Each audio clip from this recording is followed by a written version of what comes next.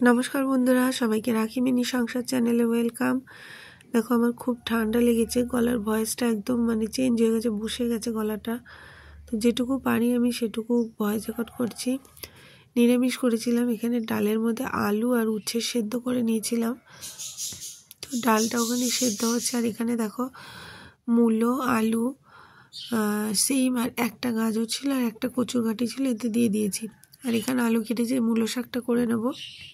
আর এখানে তরকারির মশলা দেব সর্ষে, আদা, কাঁচা লঙ্কা। তো দেখো ডালটা আমার হয়ে গেছে, নামিয়ে নেব। বাটিতে আগের থেকে একটু তেল দিয়ে নিয়েছি, এই ডালটা নামিয়ে নিচ্ছি। ডালটা কালারটা খুব সুন্দর এসেছিল। তো ডালটা নামিয়ে নিচ্ছে, বা কড়াইটা ধুয়ে আমি তরকারির জন্য বসিয়ে দেবো। দেখো তেল গরম হয়ে গেছে, তেলের মধ্যে একটা কাঁচা লঙ্কা আর রাঁধুনি ফোড়ন, রাঁধুনি দিয়ে আজকে তরকারিটা করবো, আর সর্ষে বাটা দেবো। দিয়ে এবার আলু, মূলো আর গাজর একটা ছিল, যেহেতু ওগুলো আগে আমি ভেজে নেব। তারপরে ভাজা ভাজা হয়ে যাওয়ার পরে আমি সিমটা দেব। আর এই তরকারিটা মাখা মাখা হবে, ঝোল করব না, ডাল করেছি। আর এটা ঝোল করলে ভালোও লাগবে না, একটু মাখা মাখা থাকবে। এটা আমি প্রত্যেক দিন যেটা রান্না করি ঘরে, সেটাই তোমাদের সঙ্গে শেয়ার করতে আমার ভালো লাগে। তো এই 2 দিন আমি দিতে পারছিলাম না, আমার গলাটা প্রচুর পরিমাণে বসে গেছে, খুব ঠান্ডা লেগেছে আর গলাটা ব্যথাও হয়েছে খুব। আর এই মূলোটা দেখো একটু দাগ দাগ আছে, এখন মাঝখান দিয়ে একটু কেটে আমি ফেলে দিয়েছি, তাও এটা দাগ দাগ আছে। তো এটা একটু ভেজে নেওয়ার পরে আমি সিম কটা দিয়ে দেবো। সিম কটা ভেজে নিয়ে আবার তারপরে মশলা দেবো। দেখো এটা ভাজা হয়ে গেছে, এবার আমি সিমগুলো দিয়ে দিচ্ছি। সিমটা দেওয়ার পরে খানিকক্ষণ ভেজে নেব, তারপরে মশলাটা দেবো।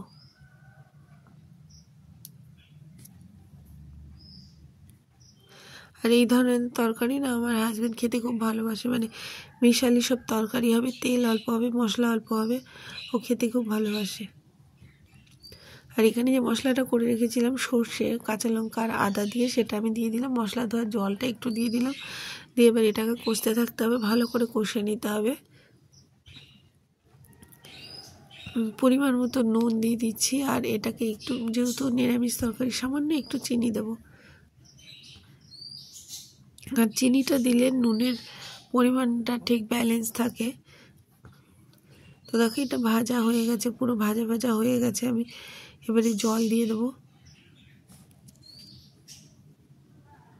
ভাজা ভাজা হয়ে গেছে পুরো, এবার আমি জল দিয়ে দেবো। এটায় বেশি জল দেবো না, আন্দাজ মতো একটা দিতে হবে, যেহেতু ঝোল হবে না, এটা মাখা মাখা হবে। তো দেখো জল দেওয়ার পরে ঝোলটা ফুটে গেছে, আর একটু ফুটে গেলে আমি নামিয়ে দেবো। প্রায় সেদ্ধ হয়ে গেছে সবজিগুলো সব, দেখো। এবার এটাকে আমি নামিয়ে নেবো, এরকমই থাকবে, পরে একটুখানি টেনে নেবে ঝোলটা। আর নামানোর আগে একটু কাঁচা সর্ষের তেল দিয়ে দিয়েছিলাম, তারপরে নামিয়েছিলাম। তো এরকমই থাকবে, আর শুকাবো না, নাহলে একদম শুকিয়ে যাবে। নামিয়ে নেবো এটাকে আমি, তারপরে মূলো শাকটা বসাবো। দেখো দেখতে এরকম হয়েছে। এবার মূলো শাকটা আমি বসিয়ে দেবো। যেহেতু নিরামিষ, শাকের মধ্যে কোনো পেঁয়াজ টিয়াজ পড়বে না, সুতরাং ওটা আমি আলু দিয়ে করবো। আর শাকটাকে একটু গরম জল আগে ভাপিয়ে নিচ্ছি। আর এখানে দেখো বাড়ির সামনে আমাদের সেই বৃষ্টির সময় জল জমেছিল, ওখানে শাপলা ফুল হয়েছিল, মা তুলে এনেছে, 6-7টা মতো আছে ওখানে, ওটাকে ভেজে দেব। আর মূলো শাকটাকে আমি একটু গরম জলে ভাপিয়ে নিয়েছি। নেওয়ার পরে এখানে আমি 5 ফোড়ন দিয়ে, তারপরে মধ্যে আমি আলু দিয়ে ভালো করে ভেজে নিয়ে শাকটা দিয়ে দিলাম। মূলো শাকটা এমনি একটু শক্ত, কেমন যেন মুখে লেগে থাকে, তো একটু গরম জলে দিয়ে নিলে আমার মনে হয় ভালো লাগে।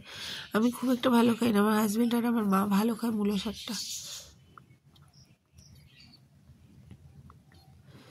দেখো হয়ে গেছে, এবার এটাকে আমি ভালো করে ভেজে নিয়ে নুন হলুদ পরিমাণ মতো দিয়ে আমি জল দিয়ে দিয়েছি, আর একটু চিনি দিয়ে দেবো।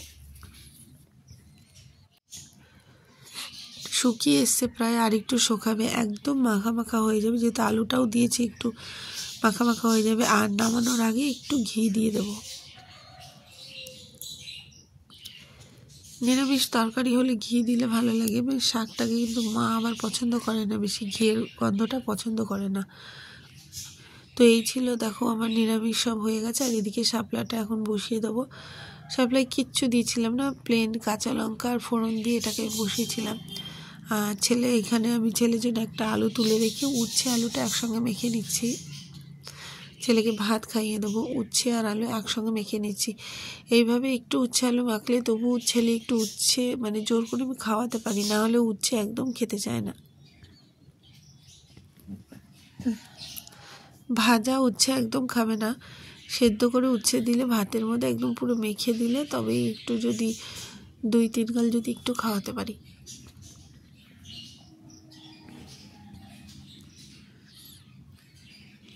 আমি আলু উচ্ছেটা মেখে নিয়ে ছেলেকে ভাত খাইয়ে তারপরে আমি যাব সমস্ত কাজ করতে।